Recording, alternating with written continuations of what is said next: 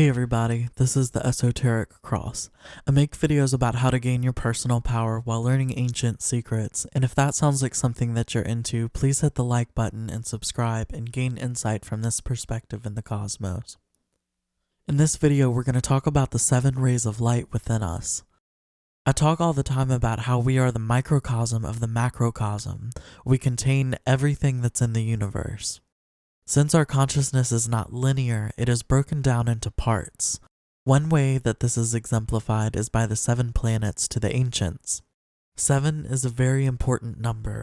We have the ancient 7 planets, 7 days of the week, 7 rays of light, 7 chakras. 7 is a number that we see having significance in most every religion.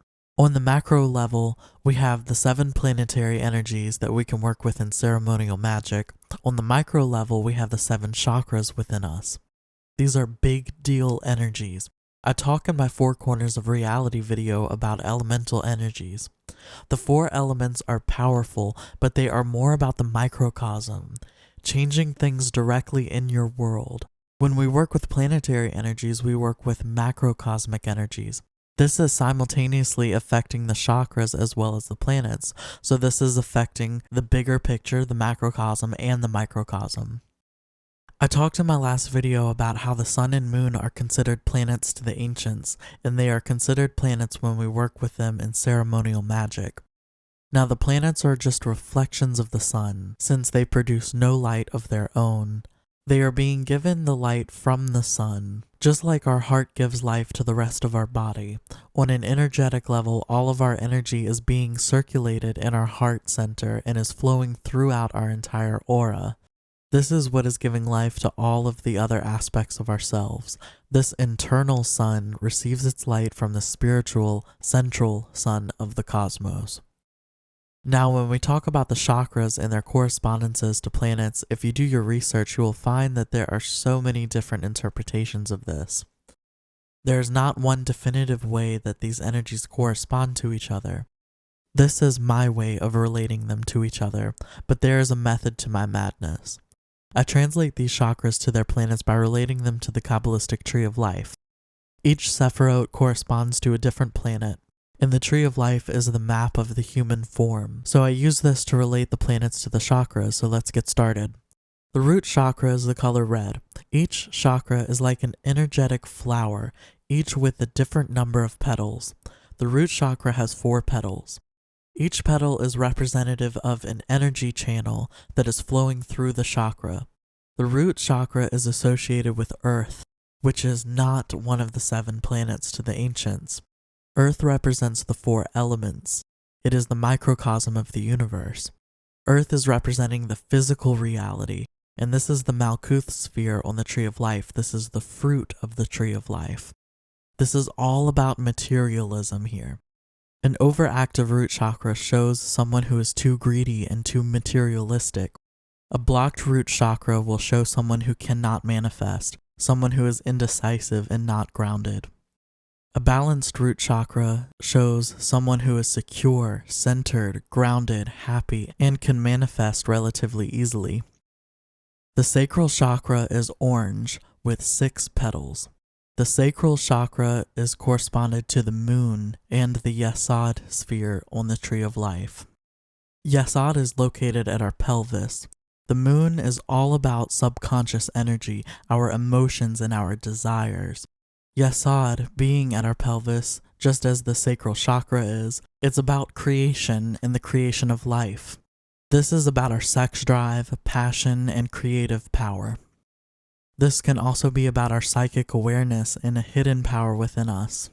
An overactive sacral chakra will show someone who is dominated by sex, someone who is manipulative. A blocked sacral chakra will show someone with little to no sex drive, maybe a fear of intimacy, a lack of creativity. A balanced sacral chakra will show someone who is passionate, creative, and open. The solar plexus chakra is yellow with 10 petals. This is associated with the planets Mercury and Venus. Many people would think that the solar plexus is corresponded with the sun, but based on where it is on the body, this is suggesting that it is corresponded to Mercury and Venus. Mercury is about intellect and communication, and Venus is about light, beauty, and art. The masculine here is Mercury and the feminine is Venus, and together they give birth to the confidence of the solar plexus chakra. An overactive solar plexus chakra can show someone who is critical and a perfectionist. This can be someone who may be shallow. A blocked solar plexus chakra can show someone who has low self-esteem, feeling powerless, and can be someone who is gaining weight in the stomach area. A balanced solar plexus chakra will be present in someone who is confident in their own skin, who has a good sense of their personal power. The heart chakra is green and has 12 petals. This is associated with the sun. This is our Tiferet center on the tree of life, and this is where our beauty, compassion, and willpower lies. This is at the center of all of the chakras. This is symbolically the bridge between the root, the physical material, and the crown, the divinity and spirit and ether. The heart is the bridge between the mind and the matter. An overactive heart chakra is going to be in someone who is giving too much, someone who gives their power away, self-sacrificing and codependent. A blocked heart chakra will be someone who has no empathy, someone who is more left-brained, maybe a narcissist, a bitter person. And a balanced heart chakra will be in someone who is loving, peaceful, and compassionate. The throat chakra is blue and has 16 petals. This is associated with Mars and Jupiter. The throat chakra is all about our voice and language and the power that comes from these things. On one hand, we have Mars, which is more authoritarian, dominating, aggressive, violent, and warlike. And on the other hand, we have Jupiter, which is merciful, expansive, and abundant. These are two ways that we can use our voice and our language, and we want to find a middle ground, a balance between the two of those. Someone with an overactive throat chakra may be loud, critical, demanding, gossiping, and talking over other people. A blocked throat chakra will be present in someone who feels like they can't speak their mind, and they may be secretive. A balanced throat chakra will be present in someone with clear communication, someone who is truthful and expresses their truth and has a sense of purpose and lives that out. The third eye chakra is indigo with 2 petals. The 2 petals are the 2 energy channels from the left and the right brain, from the masculine and the feminine aspects. The third eye is the balance or equilibrium between the two. The planet associated with the third eye is Saturn. I'm not sure how many of you have heard about the eye of Saturn. Saturn is about discipline, lessons, and understanding.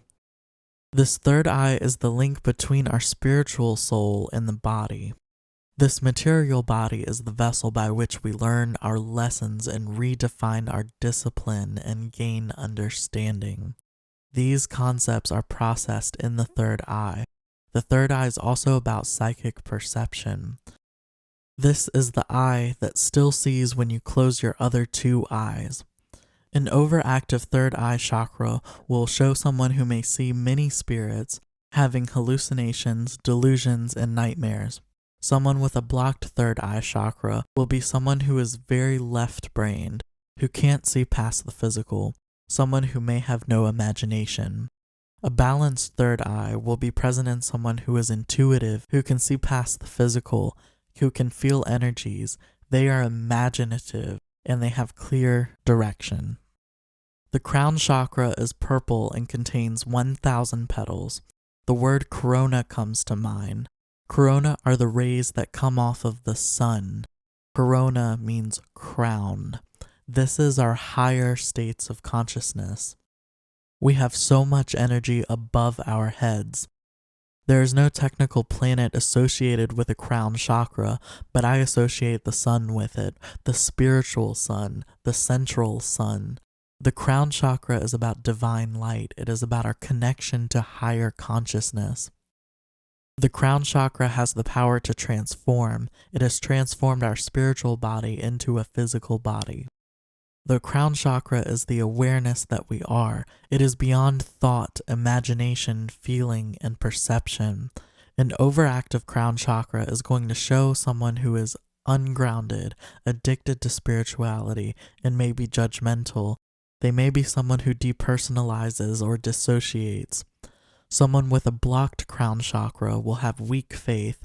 They'll feel disconnected to higher states of awareness.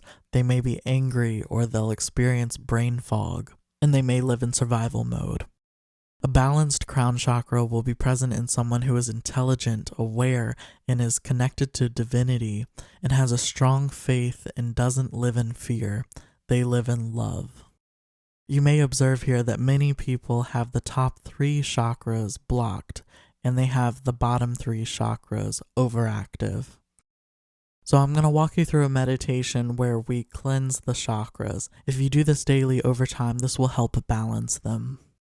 First, we want to start off by grounding ourselves. You can imagine green energy come up from the center of the earth and moving up through your right leg, filling up your body and moving back down your left leg, taking out any impurities with it. Then you want to imagine your root chakra opening. It is like a red flower with 4 petals. It opens up completely, and you let divine white cleansing light move from behind you through the center of this flower, moving all the blockages through. You want to imagine the chakra rotating or spinning clockwise as the purifying energy moves through it. While this is still flowing, imagine your sacral chakra opening like an orange flower with 6 petals, and white light moving through it from behind and clearing out all of the blockages while it is still spinning clockwise. You will continue this all the way up to the crown chakra. Once you have finished this, you will have white purifying energy flowing through all of your chakras, clearing them out. Now you will work your way up again from the root chakra, but this time you will close the flowers. You don't want to close them all the way. You want to leave them just open enough for light to still be flowing through them. One by one, close them all for the most part, but still letting a little light shine through them all. Once you finish closing the crown chakra, go ahead and repeat the grounding exercise again. This will align you and help to balance your chakras over time. You can repeat this process as needed, but the more that you do this energy work, the more balanced they will become. If you are interested in ceremonial magic, I have a coaching program where I show you how to balance and work with the 4 elements. If you'd like more information on this, just send me an email about my 4 Corners program. My email is in the description of this video. If you'd like a tarot reading done by me, you can also find this in the description. And I hope there was something new that you were able to take away from this video. If so, please hit the like button, leave a comment, and subscribe for more content. Thank you so much for watching. Until next time.